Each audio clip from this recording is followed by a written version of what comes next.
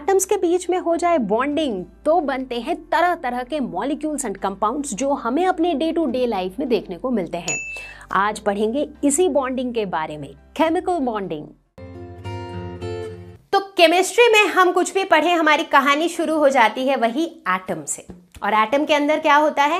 Atom के बीचों बीच होता है न्यूक्लियस, जिसके अंदर प्रोटॉन्स और न्यूट्रॉन्स होते हैं, और न्यूक्लियस होता है पॉजिटिवली चार्ज, और उसके अराउंड होता है एक cloud of negatively charged electrons.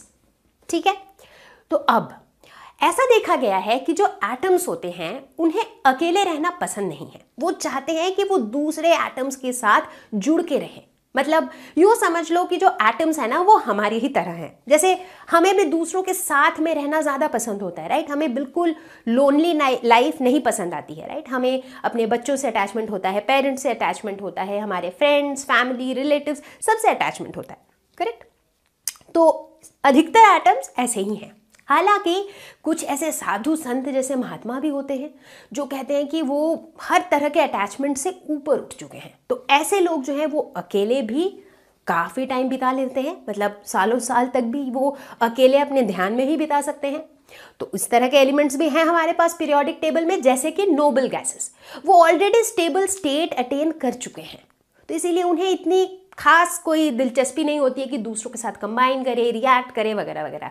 हालांकि ऐसा देखा गया है कि कुछ कुछ नोबल गैसेस भी कंपाउंड्स बनाते हैं, तो उसके बारे में हम बाद में बात करेंगे, ठीक है।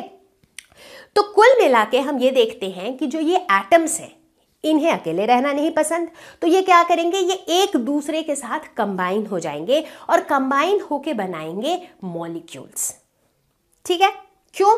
क्योंकि मॉलिक्यूल्स जब ये बना लेते हैं तो ये अपना स्टेबल स्टेट में पहुंच जाते हैं।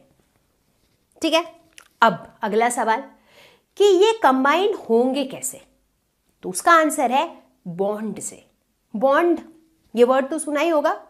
नहीं, मैं जेम्स बॉन्ड की बात नहीं कर रही हूं, मैं केमिस्ट्री वाले बॉन्ड की बात कर रही हूं, जो जिससे दो एटम्स जुड़े होते हैं, जो बॉन्डिंग होती है बीच में। इनफैक्ट अगर हम रियल लाइफ में अपने रिलेशनशिप्स की भी बात करें तो बॉन्डिंग होती है, right. For example let's say एक माँ और बच्चे के बीच में एक बॉन्ड होता है, करेक्ट। ऐसा तो है नहीं कि माँ को बच्चे से जो है रस्सी से बांध दिया जाता है, नहीं, कुछ भी नहीं होता है, दिखता तो कुछ भी नहीं है, बट एक प्यार होता है, एक अफेक्शन होता है, एक केयर होता है एक दूसरे के लिए, and that's the bond between the mother and the child.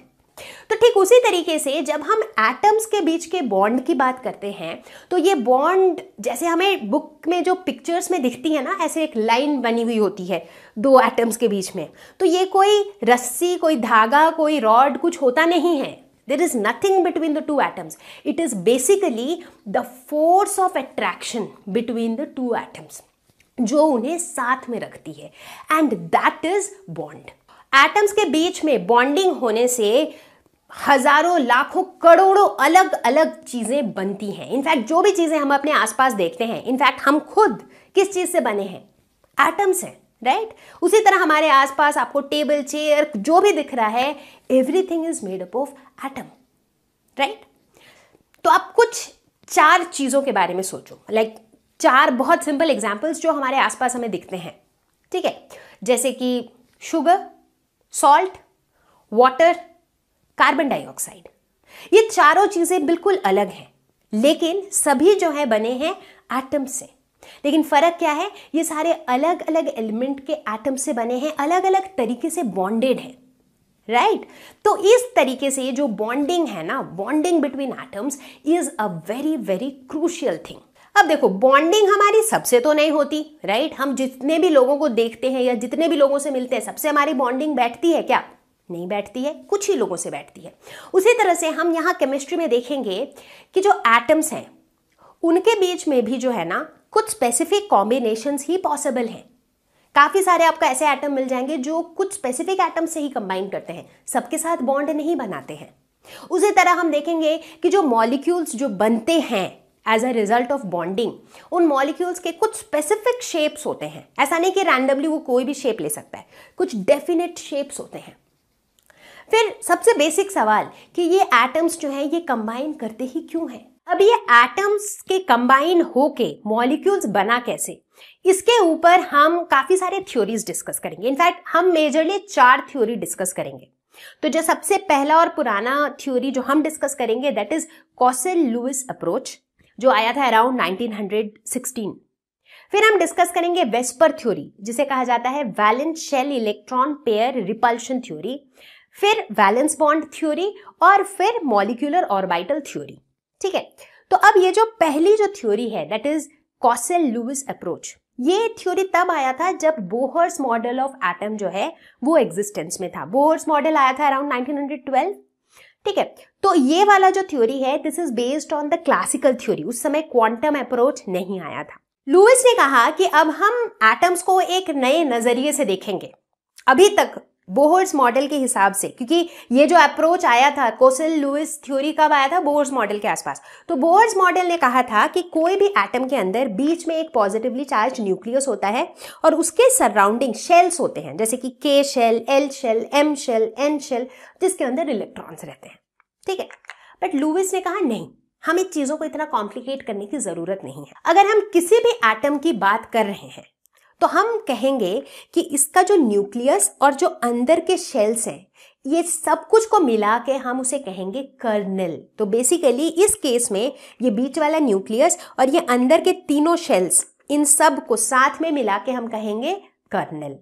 और बचा क्या, बाहर का आउटर मोस्ट शेल यानी कि valence shell.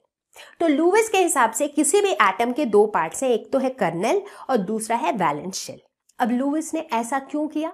Let us suppose ये दो एटम्स हैं, जब ये दोनों कंबाइन होंगे तो इंटरैक्ट कौन कर रहा है, कौन पार्टिसिपेट कर रहा है इस बॉन्डिंग में?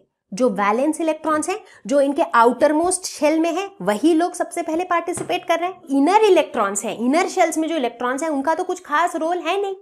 तो जब रोल नहीं है तो उनको इन्वॉल्व करके चीजों को कॉम्प्लिकेट क्यों करना? तो उसी वजह से लुईस ने कहा एटम के अंदर एक कर्नेल है और एक वैलेंस शेल है। तो वैलेंस शेल में जो इलेक्ट्रॉन्स रहते हैं उसे हम कहते हैं वैलेंस इलेक्ट्रॉन्स। ठीक है, तो इन वैलेंस इलेक्ट्रॉन्स का ही सबसे बड़ा रोल है in to understand the bond formation, कि किस तरह से बॉन्डिंग बन रही है। ठीक है, तो अब इसको थोड़ा और फर्दर मतलब इजी या सिंप्लीफाई करने के लिए लुईस ने कहा कि यार मैं एक नया स्टाइल ऑफ रिप्रेजेंटेशन दूंगा। ठीक है, तो लुईस ने एक नया स्टाइल दिया जिससे हम हर एक एटम के में कितने वैलेंस इलेक्ट्रॉन्स है उसे हम रिप्रेजेंट करते। कैसे? हमने एटम का सिंबल लिखा और उसमें जितने वैलेंस इलेक्ट्रॉन्स है उसे हम डॉट से रिप्रेजेंट करते हैं। ठीक है, तो ये जो रिप्रेजेंटेशन है इसे कहा जाता है लुईस सिंबल या फिर लुईस डॉट स्ट्रक्चर। डॉट क्यों? क्योंकि हम डॉट से वैलेंस इलेक्ट्रॉन्स को रिप्रेजेंट कर रहे हैं। क्लियर है यहां तक? बहुत बढ़िया। तो इससे पहले कि हम कॉसेल-लुईस की थ्योरी के बारे में और ज्यादा जानें, सबसे पहले हम सीखते हैं कि हम लुईस सिंबल्स कैसे लिखते हैं। अलग अलग एलिमेंट्स के लिए हम लुईस सिंबल कैसे लिखते हैं। तो हर एक एलिमेंट का जो सिंबल होता है उसके सराउंडिंग में जितने नंबर ऑफ डॉट्स हम बनाते हैं they represent the number of valence electrons. ठीक है, तो चलो कुछ डिवाइस सिंबल्स बना के देखते हैं। तो सबसे पहले मैं क्या करूंगी कि जितने हमारे एलिमेंट्स हैं ना उनको लिख लेते हैं, मतलब शुरू के कुछ एलिमेंट्स का तो बना के देख ही लेते हैं। तो यहां पर हमारे पहले 3 पीरियड्स के एलिमेंट्स हैं। ठीक है, तो चलो इनके डिवाइस सिंबल्स बनाते हैं। तो लेट अस सपोज अगर हम बात करते हैं से लिथियम की, तो लिथियम का हाइड्रोजन की अगर बात करें तो हाइड्रोजन में कितना वैलेंस इलेक्ट्रॉन है? एक वैलेंस इलेक्ट्रॉन है, तो ऑब्वियसली यहां पर हम एक ही डॉट डिनोट करेंगे। अगर हम हीलियम की बात करें तो हीलियम में कितने हैं? 2, राइट, 1s2, तो इसमें हम 2 डॉट्स डिनोट करेंगे। अगर हम लिथियम की बात करें तो लिथियम का इलेक्ट्रॉनिक कॉन्फ़िगरेशन क्या है? लिथियम का एटॉमिक नंबर है 3, तो electronic configuration is 1s2 2s1, तो यानी कि वैलेंस इलेक्ट्रॉन कितना है? 1। तो फिर लिथियम के केस में क्या हो जाएगा?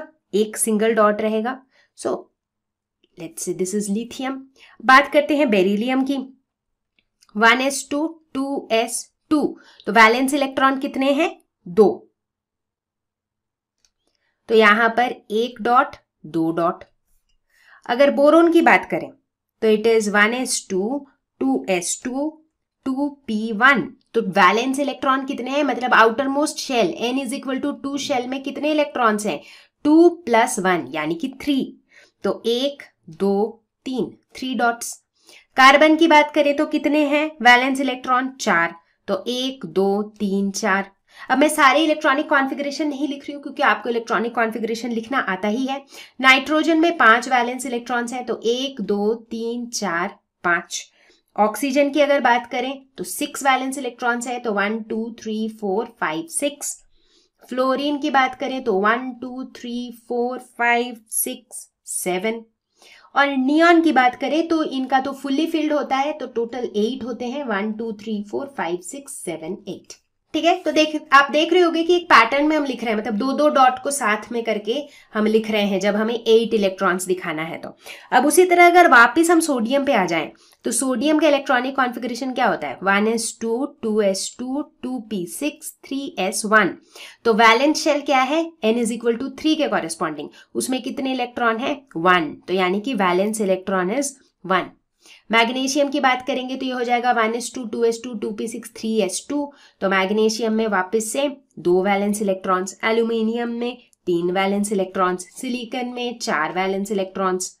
फॉस्फोरस की बात करेंगे तो इसमें 5 वैलेंस इलेक्ट्रॉन्स। तो ये सब पैटर्न हमने पीरियोडिक टेबल वाले चैप्टर में पढ़ा था, राइट, कि सेम ग्रुप के जो एलिमेंट्स होते हैं दे हैव सिमिलर प्रॉपर्टीज, और वो मेजरली इसीलिए होता है क्योंकि उनमें जो है उनके इलेक्ट्रॉनिक कॉन्फ़िगरेशन सिमिलर पैटर्न के होते हैं, राइट। सो बेसिकली इस तरह से हम लिखते हैं लिवाइस सिंबल। तो कॉसल ल्यूइस का जो ये थ्योरी था इसे electronic theory of chemical bonding भी कहा जाता है। क्यों? क्योंकि ये जो पूरी थ्योरी है ये कहता है कि केमिकल बॉन्ड्स जो बनते हैं that is basically because of the valence electrons. तो सब कुछ इलेक्ट्रॉन्स के टर्म्स में बताया जाता है, इसीलिए electronic theory of chemical bonding. ठीक है, तो मैंने पहले भी जिक्र किया था, कॉसल लुइस के इस अप्रोच में उन्होंने कहा कि सारे जो एटम्स है ना वो अपना ऑक्टेट पूरा करना चाहते हैं, क्योंकि ऑक्टेट अचीव करना मतलब स्टेबल हो जाना। ठीक है, अब सवाल ये उठता है कि एटम्स जो है अपना ऑक्टेट अचीव कैसे कर पाएंगे। तो मोर और लेस 2 तरीके हैं। पहला तरीका है ट्रांसफर ऑफ इलेक्ट्रॉन्स, ठीक है, और दूसरा तरीका है शेयरिंग ऑफ इलेक्ट्रॉन्स। अब आप पूछोगे कि मैम ये दोनों अलग कैसे हैं और ये दोनों क्या हैं?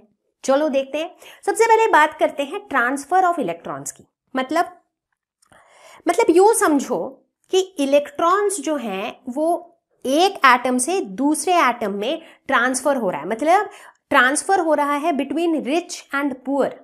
तो एक आदमी है जो बहुत रिच है, उसके पास बहुत सारे पैसे हैं, उसके पास बहुत सारा सामान है, उसके पास खाने के लिए भी बहुत कुछ है, पहनने के लिए भी बहुत कुछ है, सब कुछ है। और एक दूसरा बंदा है जो बहुत पुअर है, गरीब है, उसके पास चीजें नहीं है। ठीक है, तो ऐसे केस में क्या होगा, मतलब क्या होने की पॉसिबिलिटी है? जो बहुत रिच बंदा है वो अपने थोड़े पैसे पुअर को दे देगा, राइट। तो इसमें क्या हो रहा है, ट्रांसफर हो रहा है, करेक्ट। तो एग्जैक्टली वही वाली चीज होती है ट्रांसफर ऑफ इलेक्ट्रॉन में से भी। कुछ ऐसे एटम्स होते हैं जिन्हें लगता है कि अगर मैं एक इलेक्ट्रॉन दे दूं तो मैं स्टेबल हो जाऊंगा। जैसे अगर हम बात करें एल्कली मेटल्स की, फॉर एग्जाम्पल हम सोडियम की बात करें, सोडियम का अगर हम इलेक्ट्रॉनिक कॉन्फ़िगरेशन देखें क्या होता है, 281, राइट। तो मतलब वैलेंस शेल में उसका एक इलेक्ट्रॉन होता है। तो सोडियम अगर उस एक इलेक्ट्रॉन को दे दे तो वो स्टेबल हो जाएगा, है कि नहीं, वो अपना ऑक्टेट अचीव कर लेगा, करेक्ट। बहुत बढ़िया। तो सोडियम कौन से कैटेगरी में आया, रिच वाले कैटेगरी में। दूसरी तरफ कुछ ऐसे एलिमेंट्स होते हैं जिन्हें लगता है कि अगर मुझे कहीं से किसी भी तरह एक इलेक्ट्रॉन मिल जाए तो मैं स्टेबल हो जाऊंगा, जैसे कि क्लोरीन, हैलोजन ग्रुप वाले। उसका अगर इलेक्ट्रॉनिक कॉन्फ़िगरेशन देखो तो वो है 287, यानी कि कोई उसे एक इलेक्ट्रॉन दे दे तो वो ऑक्टेट अचीव कर लेगा, है कि नहीं। तो इस केस में क्या होगा, जो सोडियम है वो अपना एक इलेक्ट्रॉन दे देगा, जैसे ही कोई इलेक्ट्रॉन देता है तो क्या हो जाता है, वो पॉजिटिवली चार्ज हो जाता है, क्योंकि उसने इलेक्ट्रॉन दिया है, नेगेटिव चार्ज को दे दिया है, तो उसके पास पॉजिटिव चार्ज ज्यादा है, तो वो पॉजिटिवली चार्ज हो जाएगा। और जिस बंदे ने इलेक्ट्रॉन लिया है जैसे कि क्लोरीन, वो क्या होगा, वो नेगेटिवली चार्ज हो जाएगा। तो इस केस में मेरे पास सब क्या रहा, एक Na+, एक